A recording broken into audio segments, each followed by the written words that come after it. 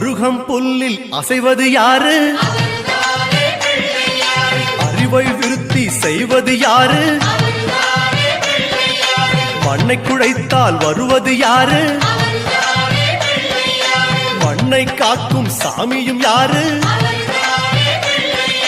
வெள்ளையருக்கில் உள்ளது யாரு? வெற்றி கொடுக்கும் கடவுளும் யாரு? முன்னே வந்த சாமியும் யாரு? அவரும் வாழ்வது எங்கே கூறு?